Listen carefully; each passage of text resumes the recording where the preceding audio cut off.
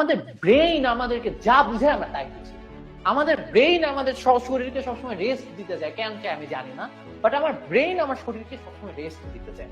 তো তুমি যদি বলো আচ্ছা ঠিক আছে আমি এখানে আছি, আমার এখানে যাইতে হবে, তুমি পরের দিন একটু হাঁটার পর তোমার ব্রেইন তোমাকে সিগন্যাল দিবে এইটুকু হাঁটাই না, ওখানে যাওয়ার জন্য এইটুকু হাঁটাই না।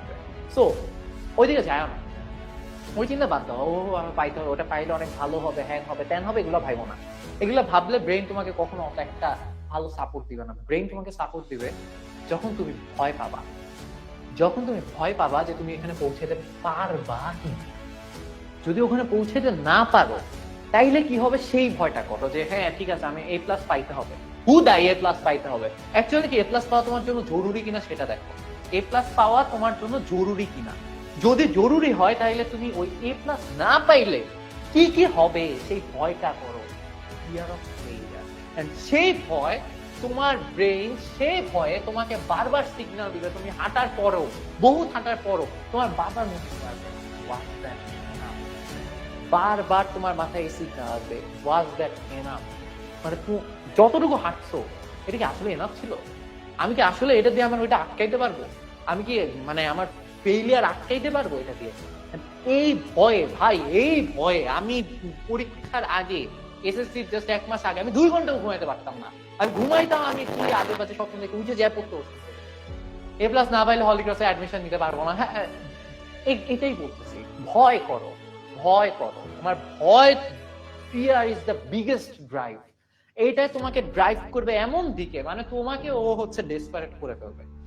ফিয়ার হচ্ছে এমন জিনিস যেটা মানুষ সেই বহু আগে থেকে মানুষকে ফিয়ারই মানুষকে এই জায়গায় নিয়ে আসে। মানুষ পশু ওই আগে যখন গুহায় থাকতো পশু পাখি ভয় পাইতো, সেই ভয় থেকে পশু পাখি বাঁচতে হবে বা মরা থেকে বাঁচতে হবে, সেই জন্য অস্ত্র বানাইছে। পশু পাখি থেকে বাঁচার জন্য আগুন জ্বালাইছে। মানুষ কখনো লাক্সারি করার জন্য খুব একটা ইনভেনশন হয় নাই। যত জোস ইনভেনশন অনেক আগে থেকে হয়েছে, সেগুলো হচ্ছে গিয়ে মানুষ সার্ভাইভালের জন্য করছে। মানুষ এভাবেই আসছে।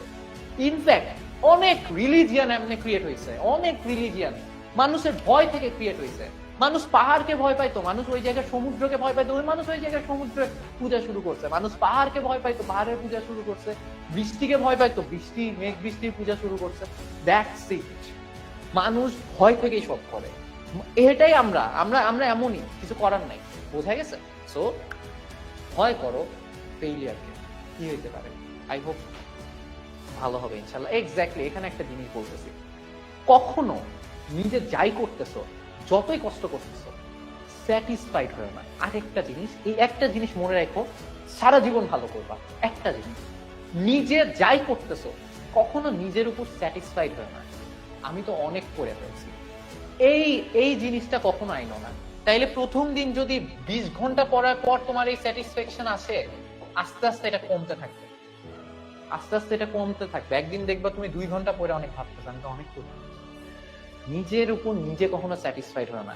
যদি স্যাটিসফাইড না হও তাহলে 2 ঘন্টাকে তুমি টাইমে 20 ঘন্টায় নিয়ে যেতে পারবা।